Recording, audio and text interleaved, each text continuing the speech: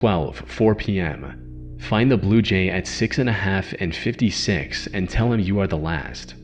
This was packed with clues pointing in multiple... Bro, alright, how would you guys feel if y'all had got something like this? Like, would you guys go on this journey? Me personally, I'm going. Like, I think I'm going. Like, I would want to see what's gonna happen. Now, it's a raggedy looking man, but he gave me $50 in this note. Talk about more money, blah, blah, blah, right?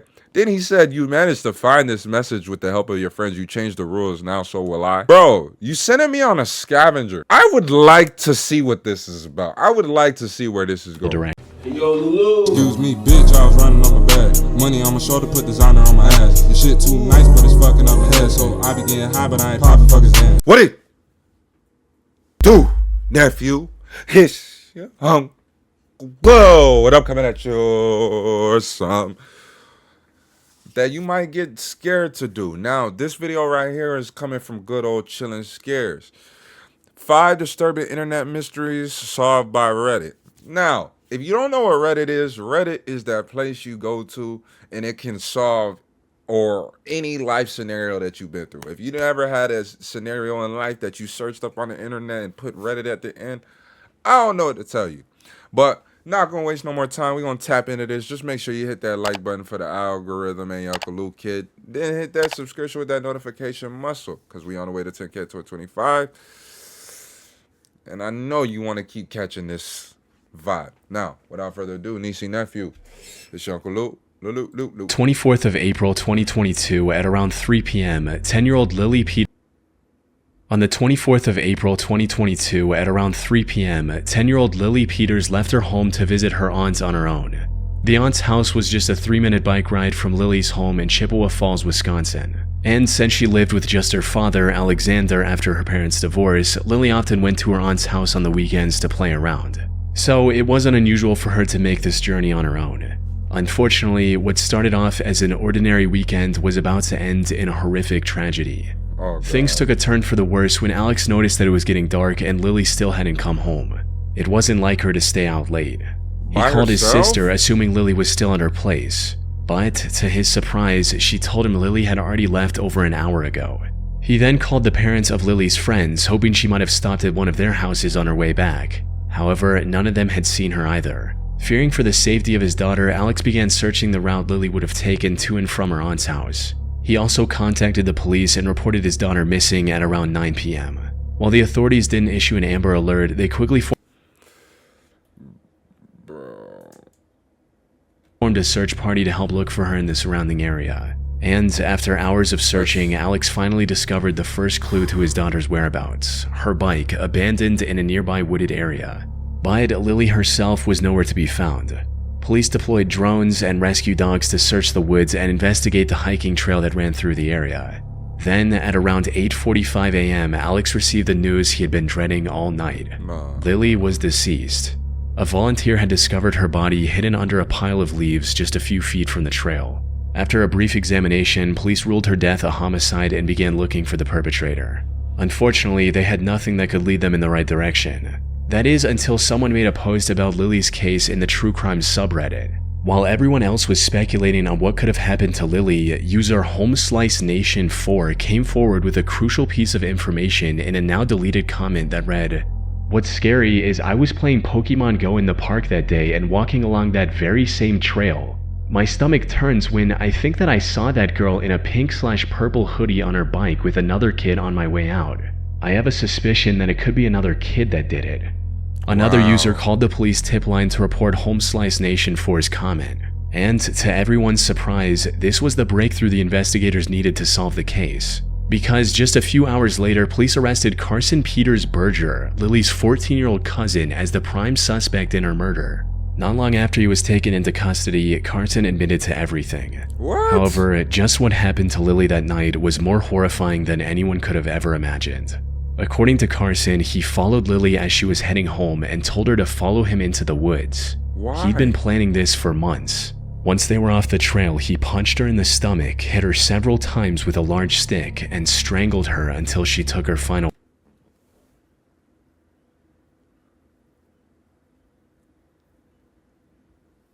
Dog, my bones, like, I'm getting goosebumps. That is outrageous. What the? Oh my gosh. No breath. He then There's no.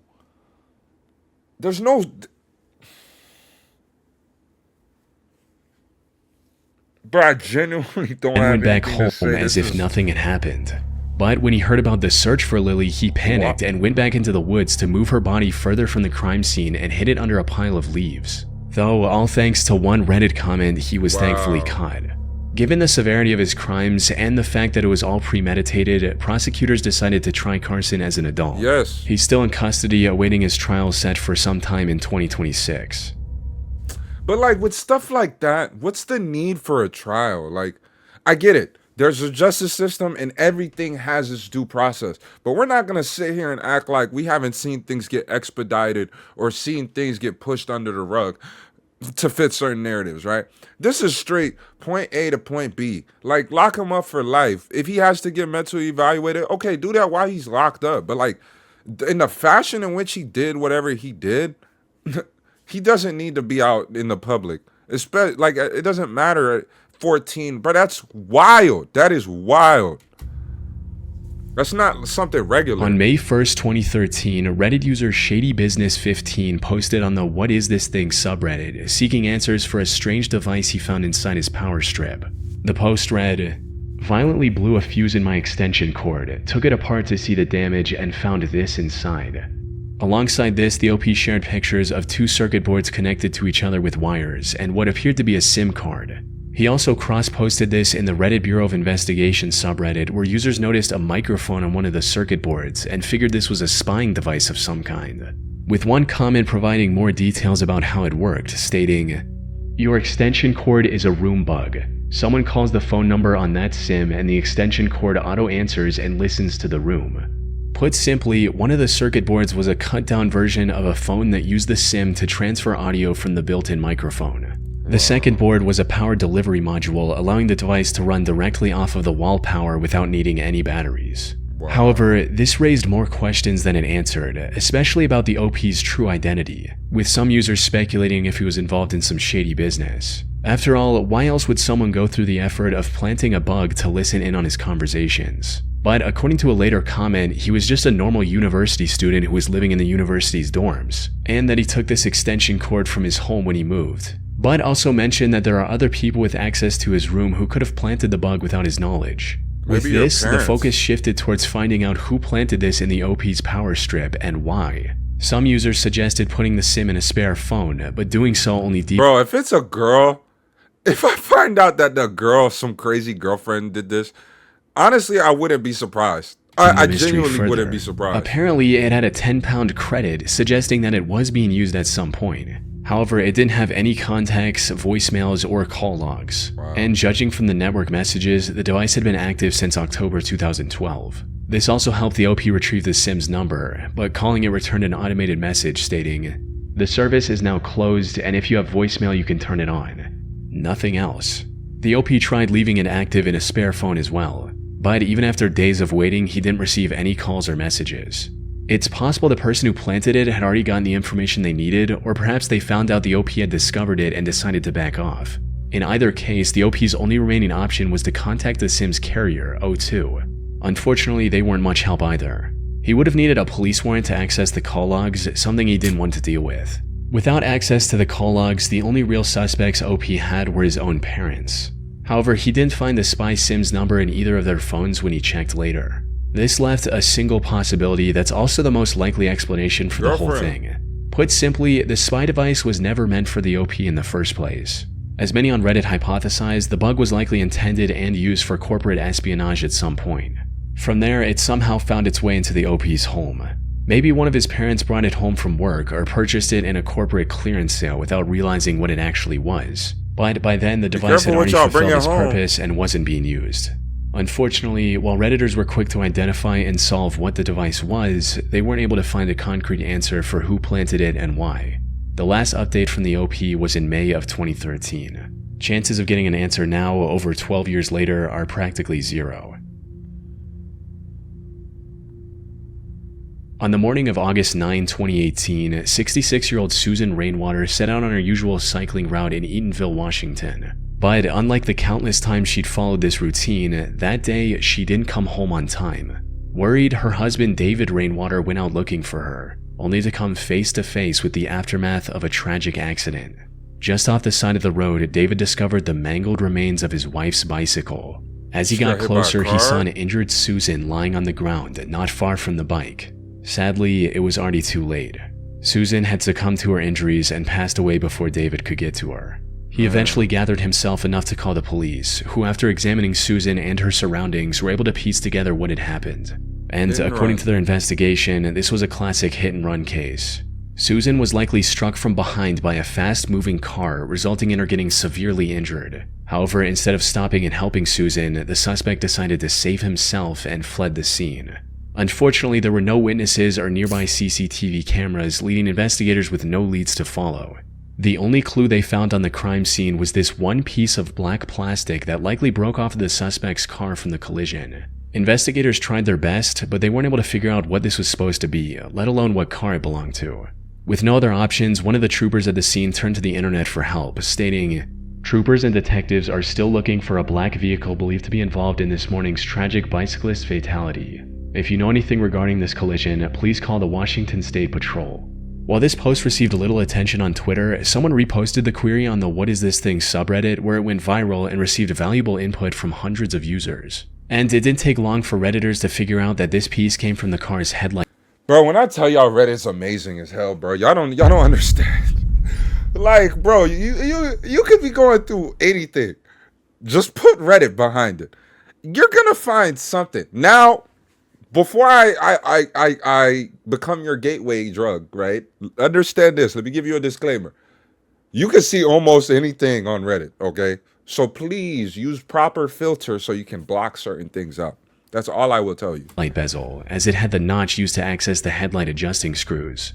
However, figuring out what car this belonged to was still going to be a tall order. Bro, after all, there are dozens of manufacturers with hundreds of different models. Not to mention aftermarket parts, which would have been practically impossible to track down. But just when it's... Bro, I'm sorry. I know he's talking, but it just dawned on me how the traffic moves. Not to mention... After all, there are... Look, there's nothing to really stop for, but it's the fact that people are braking, and it causes everybody to brake behind. Dozens of manufacturers with hundreds of different models. Not to mention aftermarket parts, which would have been practically impossible to track down. But just when it seemed like all hope was lost, the post reached perhaps the only person capable of identifying the suspect's car model from that tiny broken piece. 2 hours after the original post was made, user Jeff's Nuts dropped a comment that single-handedly brought the search to a close. As it turned out, Jeff was a state inspector in Maryland, where his job was to make sure vehicles were up to code before issuing registration. So he'd seen his fair share of headlight bezels at work. And according to him, the piece police found belonged to a 1988 Chevy Silverado. After spotting the resemblance, users forwarded the information to the investigators, prompting a search for a vehicle that matched this new description. Then, just 5 days later, the state trooper announced what everyone was waiting for. They had located the vehicle that struck Susan and arrested its owner. The man responsible for her death was 37-year-old Jeremy Thomas Simon. He first claimed that he had fallen asleep at the wheel and thought that he'd hit a deer instead of a person. However, his story later changed to where he knew he hit a person, but didn't get out to help because he, quote, did not want to see a body. It was clear he was just making excuses, since authorities also found a small bag of hard drugs in his car, suggesting he may have been under the influence at the time of the crash. In the end, he was sentenced to 4.5 years in prison. Not exactly a harsh penalty for a deadly hit and run, but it is better than nothing. Especially considering that if the Reddit user Jeff hadn't identified the make and model of Simon's vehicle and posted his findings to Reddit, there's a good chance he would have gotten away with it entirely. Bro, I mean, for how long though? Like at some point. In October 2024, someone noticed that one of their electrical outlets in their home looked different from the others. It looked like it had a camera inside, but it wasn't super obvious. So they turned to Reddit and posted photos of the outlet, hoping someone would either confirm or deny their suspicions. They also explained their situation further in a comment reading, "I've had a stalker in my apartment broken into in the past. I got a camera detector for peace of mind, not knowing it would read anything, but it led me to this and detected radio waves and reflected back with the infrared. The bottom ground looks different than the other GFCI plugs in the rest of the complex." Right away, several people agreed with the OP in that something was definitely off about the outlet. Then, just 40 minutes after the post went up, one user confirmed the OP 100% had a hidden camera in their home by tracking down the exact model for sale online. Wow. And according to its product page, what the freak? It's a wireless camera that could transmit 4K video completely over Wi-Fi. Given the OP's history with a stalker, the same person was likely behind installing the hidden camera as well. Many strongly suggested the OP get out of the house and call the police. Unfortunately, what happened next remains a mystery. The account that made the post was a throwaway the OP created solely for this purpose. And after confirming their suspicions, they never posted any new updates. No, that's like the worst thing on Reddit, bro. Unfit, like, I want the update, bro. What happened? Are you okay? In July of 2012, user Delver of Secrets Reddit account made a post in r/askreddit looking for answers on a strange encounter they recently had. It stated, "Today, a homeless-looking man handed me $50 and this note. Do any of you have any idea what it means? Dear Reddit, I work in New York City and was dragged into a very curious situation today. I was taking the 1 train from Midtown to the financial district, and as usual, the train was pretty packed. I bumped into a raggedy-dressed man as we got on, and he shot me a quick smile. I thought nothing of it until he went to get off at 14th Street, and he handed me a $50 bill along with a note. Before I could even open my mouth to ask him a question, he was gone. Below you find pictures of both the front and back of the note. I've been looking at the note all day, and needless to say, I have no idea what it means. It's handwritten on a 3x3 square piece of paper with no identifying marks and no watermarks. There's a hand-drawn grid, and at a couple of spots the cells of the grid are combined. The note has random characters written throughout it, and the bottom quarter is filled with random shapes and numbers. Maybe I'm just reading way too far into things, and he was just another crazy New Yorker, but I figured it would be neat to see if anyone has run into this similar situation. Bro, that's Do any of you have any idea as to what the note says, if anything?" After taking a good look at both the note and the $50 bill, some users figured out that the note was what's known as a bifid cipher, and deciphering it revealed a message that read, "There's plenty more money to make. Figure this out and prepare to meet July 19, 56 and 6 hot dog stand outside Rue 57 Cafe. Ask for Mr. Input." However, before anyone had the time to figure out the true meaning behind this note, Delver of Secrets received a coded message on Reddit. It was likely from the same guy that handed him the note earlier that day. When decoded, this message read, "You have managed to find the message with the help of friends. You changed the rules, now so will I. July 12, 4 p.m. Find the Blue Jay at 6.5 and 56 and tell him you are the last." This was packed with clues pointing in multiple... Bro, alright, how would you guys feel if y'all had got something like this? Like, would you guys go on this journey? Me personally, I'm going. Like, I think I'm going. Like, I would want to see what's going to happen. Now, it's a raggedy looking man, but he gave me $50 in this note. Talk about more money, blah, blah, blah, right? Then he said, "You managed to find this message with the help of your friends. You changed the rules, now so will I." Bro, you sending me on a scavenger. I would like to see what this is about. I would like to see where this is going. Directions. For starters, 6.5 and 56 corresponded to 6.5 Avenue on 56th Street in New York. And at that location, there was a salon named Gotham Skincare. This led many to believe that this whole thing was a marketing stunt for something related to Batman, especially since the date given in the original note, July 19th, was 1 day short of the release date for The Dark Knight Rises. One person even called the marketing company for that movie in hopes of getting them to admit the truth. So basically, I was one of the people who got caught up in the whole homeless man give me $50. We had to figure out some sort of code. So after staying up for hours and reading all the comments, I definitely came to the conclusion that this reeks of marketing campaign. And I have a sneaking suspicion that it's a certain company. Hey guys, what's up? Alright, so it's 9:16 here in New York. And I'm about to call Leveraged Marketing Corporation of America.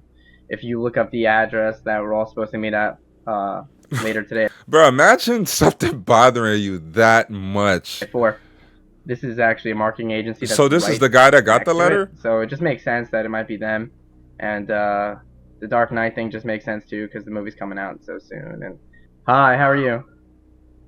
I'm fine, thank you. I'm calling to make sure that everything is going to be set up for the Dark Knight campaign later today. What is the Dark Knight campaign? Is it New York City? Yeah, it's actually right next to your office at about 4 o'clock today, actually. I know that he's launching a call. I'm telling you. He just admitted to knowing about it. I don't know. Yeah, but it could have been like, to be honest, when it comes to big companies, bro, like the big heads that run it, they might not know all the little events and marketing and all that stuff that's going out. So I'm not gonna fully agree with you on that. Like, he probably is just like doing something, got caught up in doing something, and was like, yeah, I'm gonna pass this down to my assistant. You figure it out. While this didn't lead to anything substantial, Reddit users found the next clue hidden within the Reddit message. You see, the username that sent the message was 222-09-44379. One user converted this to an IP address, and it led to Fort Huachuca in Arizona, a military base that's primarily focused on intelligence training. So, could it be that Delver of Secrets was being recruited as a spy or something along those lines? For some, this was certainly a possibility. However, another user discovered that a spy exhibition was happening at the nearby Discovery Times Square Museum on July 12th. Maybe this was a marketing stunt for that instead. But this idea was also shot down by another user who claimed to work for the museum, stating that they had nothing to do with this. With no other leads, a group of curious New York-based Redditors decided to meet at the specified location on July 12th to see if anything would actually happen. Mass However, hysteria. despite dozens of people showing up, including Delver of Secrets, no one noticed anything out of the ordinary. Well, why would y'all drew so much attention to it? Y'all just took the whole fun out of it. Damn. And had to go back in disappointment. Now, if this was some legitimate espionage-related matter, a large crowd would have instantly scared off anyone planning to meet Delver of Secrets at that location. So, the whole thing was kind of pointless in that regard. But on the other hand, the gathering all but confirmed that this wasn't some marketing stunt. Because if it were, the media attention and large crowd would have been the perfect moment for a big reveal that never happened. Then, something happened that no one saw coming. On July 13th, Delver of Secrets removed everything from his post and replaced it with a single ominous passage reading, "Received a phone call today threatening violence against me and my family, going as far as to name members of my family and their addresses unless I delete this post. The caller also told me not to show up on the 19th and to inform anyone planning to show up on the 19th that nothing would happen. This will be my last message from this account before I delete it. I'll also be changing my number later today. I'm sorry if a resolution to this never happens, but I'm not willing to risk my family's safety for a few extra dollars." With that, Delver of Secrets vanished from the internet. Damn. While Reddit did solve layers of coded messages and uncover clues hidden within other clues, they were ultimately left with nothing but speculation and an unsolved mystery. Yeah, that gave me major goose titties, man. Like, whew. But that was an interesting video. It started off pretty scary, but like, you know, it kind of got more, you know, mentally challenging towards the end. That's what I should say, like deciphering clues and whatnot. But I appreciate y'all tapping in, man. If you enjoyed this one, man, just leave a like down below. If you didn't, I don't know what to tell you, bro. But I'm gonna catch you in the next one. If you want to see more of me, make sure you following me on that TikTok and that Twitch, boy. You know what I'm saying? We closing in on 100 on TikTok, and I don't even remember how much on Twitch. But I appreciate y'all, man. We still on the way to 10K in 2025. It's my responsibility. I gotta keep dropping them now, right? Now, I'll catch you in the next one, niece and nephew.